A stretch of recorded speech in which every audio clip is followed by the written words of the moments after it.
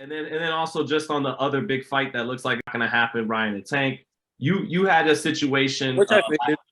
What happened? People trying to build up a fight that Floyd did with Pacquiao. You remember we wanted Pacquiao to fight when Pacquiao was knocking everybody out, from the Hattons to, oh my gosh, De La Hoyas to Cottos. People wanted Floyd to fight him. Floyd was like, nah, I don't need to. What's the reason? Until eventually they ended up fighting and making a gate worth of $300 million or $350 million. So, I think that they're probably trying to do the same concept. However, I don't think, ever since COVID hit, I don't believe that the fans are going to have that patience enough to wait a little bit longer. Eventually, instead of these fighters trying to build more and get more, they're going to end up hurting our sport even more, to where we're going to lose more viewerships and more fans. Now people are leaning more to the UFC and to the combat sport of that era. So of that area. Thank God had brought me in this world so I could help fix my sport a little bit.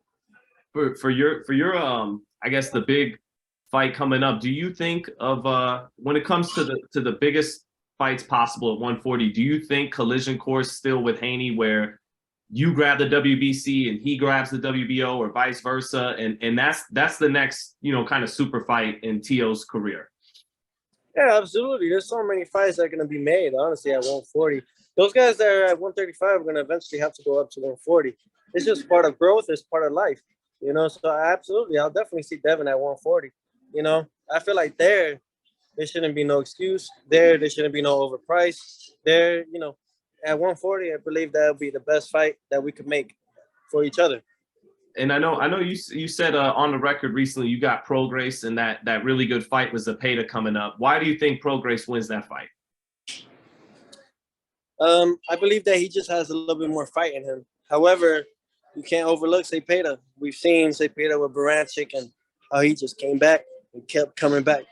Every time he went down, he just got back up, gave him a fight, and eventually stopped Baranchik, knocked him out completely cold. So honestly, it's just all about who really had a good camp. That's really what it's gonna come to. Who was more dominant in sparring? Who was the guy that was more efficient? Mm-hmm. All those things. Is Prograis the more athletic guy between the two of them?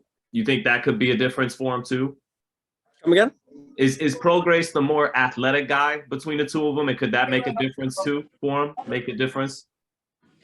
I believe Prograis is he's more seasoned at 140 because he's been longer in there, So other than that, though, both guys are southpaw, so they're gonna both have a little bit of figuring out to do within themselves.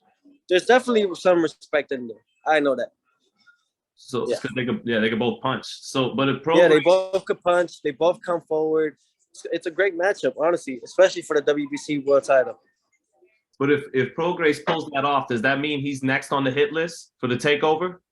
Fuck yeah! Anybody that's holding a belt, that's my name on it. It has my name on it. So yes. Well, I know you said 3 fights in 2023. So in that scenario, would that mean Sandor Martin and then get right into the Prograis fight number 2? Oh no, the beauty of myself, man, I don't have to go to the WBC route. And the thing is that Prograis or the winner of Zepeda, we can make a matchup and they don't have to fight somebody else. They don't have to fight Jose Ramirez. I understand that those are the rules and regulations, but as a champion, I believe you have the right at that point to decide who you want to face.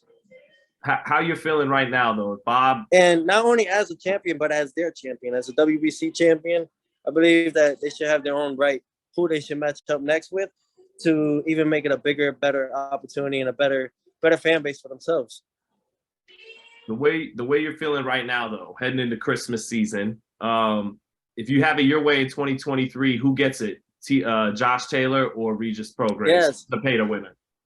Or, Taylor Catterall winner, too. We're assuming Taylor wins. Yeah. I mean, the whole goal, really, me and Taylor in the UK. Really, that's what we're looking forward to next year.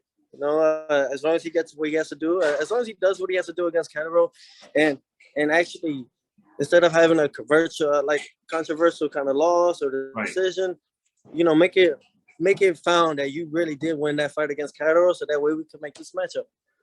Because that would mean lineal in 2 divisions, right? Yes. And I know you still one of the fighters that still cares about those things.